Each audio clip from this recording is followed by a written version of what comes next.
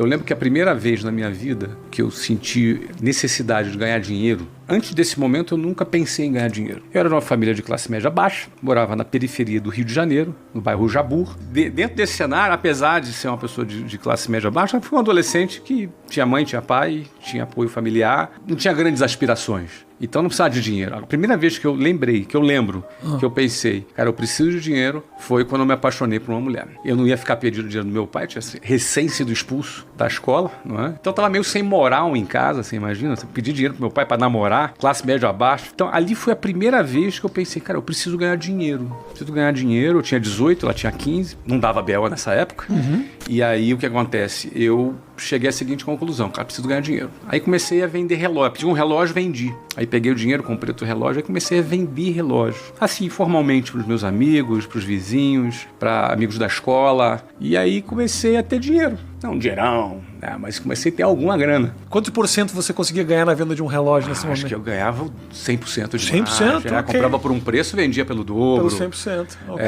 Formal, né? Inclusive é o seguinte, minha venda de relógio prosperou, cara. Comecei minha carreira internacional já aí. Dessa necessidade minha de ganhar dinheiro, eu peguei, cara, eu nunca participei de uma entrevista de emprego. Não sei como é que é isso. O que eu fiz? Bom, deixa eu arrumar um emprego aqui. Só pra ver, só pra ter uma experiência, um bico. Aí cheguei lá, na porta da empresa tinha uma fila rodando o quarteirão. Cheguei lá 8 da manhã, fui atendido meio-dia. Aí a pessoa me colocou, olha, por que você quer ser um executivo? E olha, sinceramente, eu nunca pensei em ser executivo, não. Na verdade, minha faculdade começa em agosto. Eu queria vir aqui só pra ter uma experiência, ver como é que é e tal. Tá bom. Bom, conclusão, cara, ali era um treinamento de vendas. E eu comecei a vender curso de inglês. Era um curso de inglês no centro do Rio e eu comecei a vender curso de inglês. E nessa de vender curso de inglês, eu adorei vender. Falei, cara, isso é mais fácil que vender relógio. Eu não sabia falar inglês nessa ocasião, mas eu só vendi o curso. E eu trabalhava ali no aeroporto Santos Dumont, do telefone público. Aquele orelhão que a gente chamava na época. Você tinha um time de vendas de 10 pessoas, você não tinha 10 linhas telefônicas, um para cada vendedor. Vendedor ia para telefone público. Então eu trabalhava do orelhão de telefone público, de ficha telefônica. Não era nem cartãozinho, era ficha telefônica. Cartãozinho foi um grande avanço. A ficha telefônica você carregava no bolso, pesava no bolso. Agora você imagina você passar o dia inteiro trabalhando num telefone público com gente querendo ligar na fila. O meu macete era o seguinte, eu pegava uma pilha de ficha, botava um monte de pilha em cima, quando o cara chegava, via minhas pilha de ficha, já vazava. Já procurava o telefone. Okay. Bom, aí eu trabalhei ali, nos 3 primeiros meses, já fui super bem, vendi pra caramba, tive boa performance de venda, fui promovido. Então, quando chegou o dia de iniciar minha faculdade, eu pensei, cara, já tô ganhando mais do que quando eu me formar. E aí eu tranquei minha faculdade. E eu queria casar com a Luciana, estava apaixonado. O ser humano é movido por paixão. Diversos tipos de paixão. Eu descobri outras paixões na minha vida depois disso. Como, por exemplo, a paixão de empreender, construir um negócio. É uma paixão. Então, sem a paixão, tu vai até a página 5, cara. Tu até consegue profissionalmente, mas da página 6 em diante tu não consegue mais. Porque a quantidade de dificuldade, de encheção de saco que vem depois, não compensa. Claro. Na tua cabeça, não compensa. Com a paixão, tu pensa, compensa. Eu vou pra próxima. Eu tenho paixão pela construção. E quanto mais significado tem a construção, para mim faz mais sentido. Vou te dar um exemplo. Quem fala inglês tem acesso a oportunidades de empregos que pagam até 62% mais. O produto nosso da WhatsApp ensina inglês. Eu tenho, por exemplo, não só a paixão da construção da marca, da construção das escolas, da construção da rede, da construção dos canais de vendas, mas eu tenho também a sensação de que esse produto está fazendo um bem para as pessoas. Claro. Então essa coisa de que o meu produto pode ajudar a pessoa, pode fazer o bem, isso ajuda a fechar a conta. Agora, a paixão pela construção aconteceu no clube de futebol dos Estados Unidos.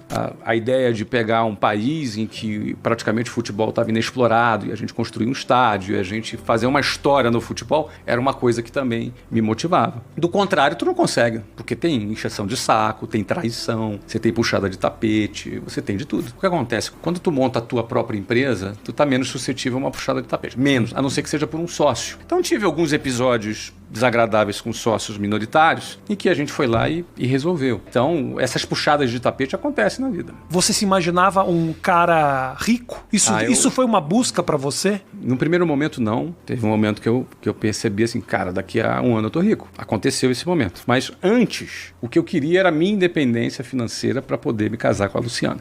E isso me impulsionou de um jeito, cara. Cara, eu morava no Jabu. Do Jabu até o centro do Rio, onde eu trabalhava, dava 2 horas de ônibus, cara. Você imagina tu aguentar 2 horas de ônibus para ir e 2 horas para voltar? E não é 2 horas de ônibus qualquer, não. É ônibus lotado de gente, com um cara na tua frente, com outro cara com sovaco na tua cara, outro cara se esfregando na tua bunda. Você entendeu? Cara, 2 horas tensas. 2 horas tensas, cara, dentro do... Aí no ônibus você tinha assalto, assédio de mulher, briga, você tinha... Cara, era uma aventura. Cada viagem, que a gente chamava de viagem, era uma aventura.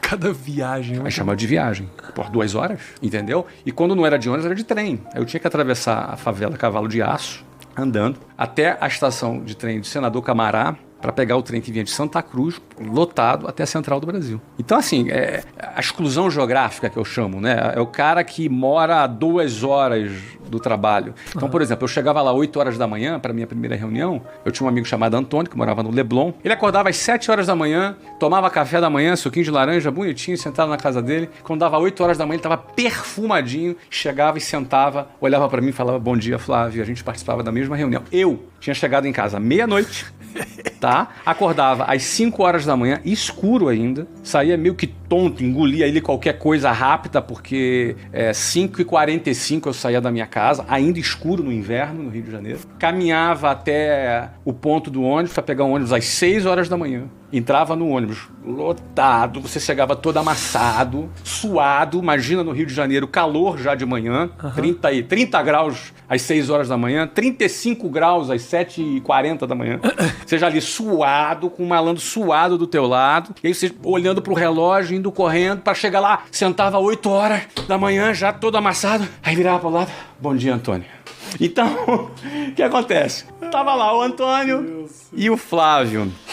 Cara, a gente não partia do mesmo lugar. E aí, como é que era, por exemplo, ele que estava bonitão, combinando, gravatinha, combinando. Eu tinha uma gravata, 2 camisas, uma branca e uma rosa. Eu intercalava para não repetir roupa de forma alguma. Uma branca, uma rosa, uma branca, uma rosa. Uma única calça e um sapato. Sendo que no pé direito tinha um furo. E era um sapato meio... Sabe aquele sapato que tem negócio de ar? E aí, então, tinha um furo. Então, eu andava assim... Plec, Fazia um... Plec, empurrava o ar para fora do sapato. Empurrava o ar para fora do sapato. Essa é a minha realidade. Então, eu tinha que tirar essa diferença. Eu queria casar. Queria ser independente. E aí, a proposta de trabalho dizia assim, ó, você bate meta, tu é promovido. Você bate essa tal meta, então você tinha um plano de meta. Eu falei, cara, eu vou bater. Nem que eu vire noite, nem que eu trabalhe igual um cavalo aqui, entendeu? Eu tenho na minha casa até hoje várias cartinhas que eu ia dentro do ônibus. Não tinha celular, cara. Não tinha assim, ó, oi amor, tudo bem? Como tá você? Não existia isso. Tá. Então era cartinha. Garrancho ali com o ônibus balançando, escrevendo cartinha pra Luciana dentro do ônibus. E aí o que acontece? 2 anos depois eu me casei com ela. Sovaco aqui. Isso. E cartinha ali. Cartinha ali. Cartinha ali. Eu só escrevia quando eu conseguia sentar. Entendi. Era uma loteria, né? Eu acho que na vida a gente decide aquilo que a gente quer, mas em alguns casos é muito importante a gente decidir o que a gente não quer também. Sabe, o basta. É importante a gente ter aquele momento do basta.